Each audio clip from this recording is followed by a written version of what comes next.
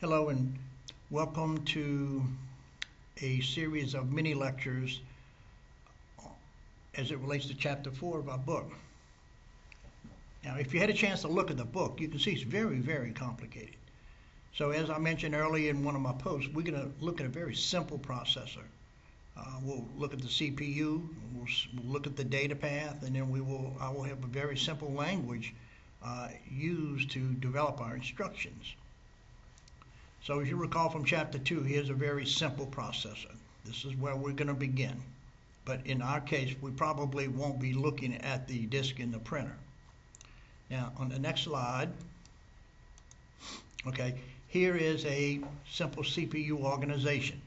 And they call this a data path. And again, the person that invented this was von Neumann. So if you look, it begins with a set of registers.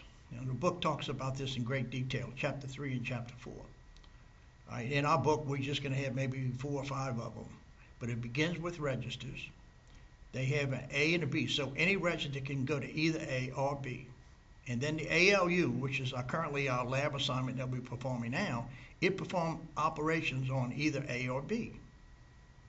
It produces a result, and the result goes back and replaces one of the original registers. This is called a data path. All right. I believe it's going to be in our next series. We're going to look. So what's going on inside of here? And the labs that we've been working on all semester long, they really would be under here, and it would control what register goes to either A or B. So, next slide. Okay, in the book, here's the data path that he used in this book. And really, the only difference is the registers that he names. All right, like for example, in my register, it's the address register and the data register. And they both go to and from memory. Okay, we have a program counter. Again, it goes to memory. All right, he has an SP and an LV. These two registers deal with his processor, but he deals with it in a stack way.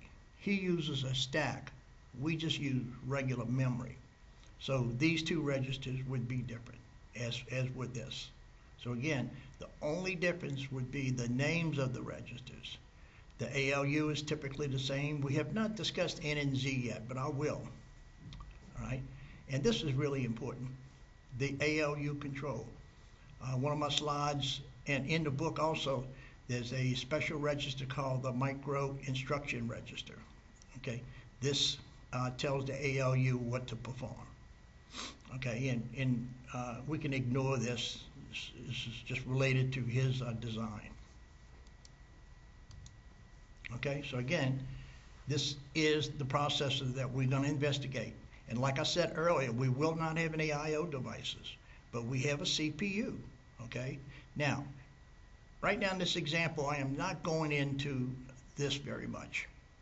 This can be very complicated.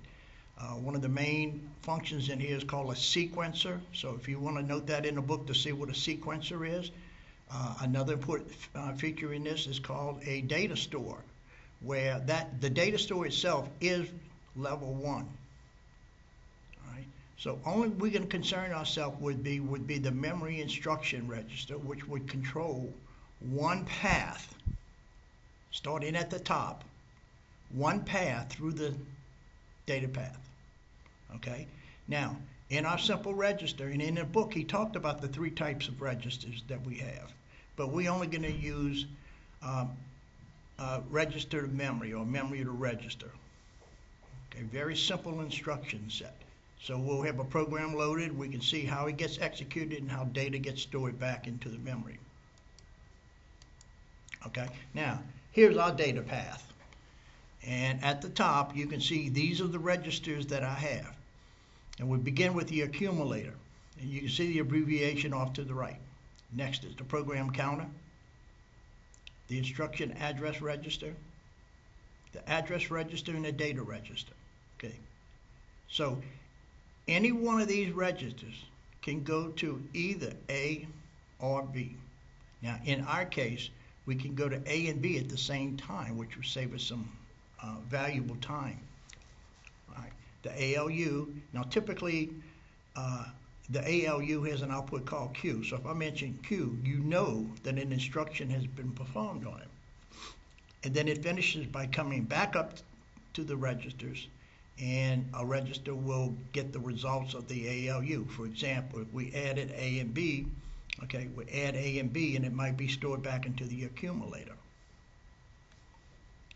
Very simple. Okay, now this is important.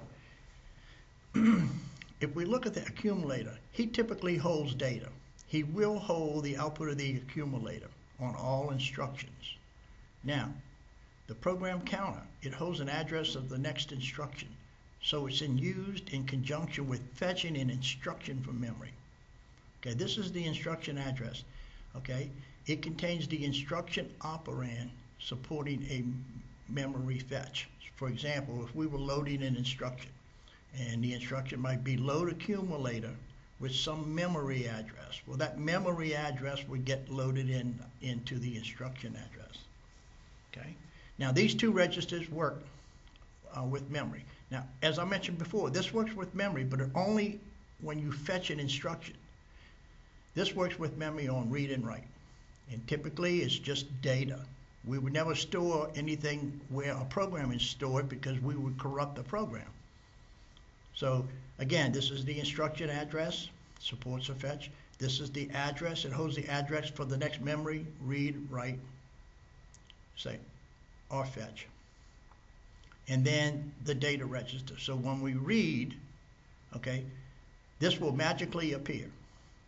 When we write, the value that's in here gets written to memory according to what address register it is. So we will get more detail as these mini lectures go on. All right, so that concludes our little mini slideshow. I'll get it posted very quickly. On the next series, we're going to take a little bit in-depth look. What's behind the data path? And I'm going to relate this to the labs that we've done previously. So this concludes this video. Thank you.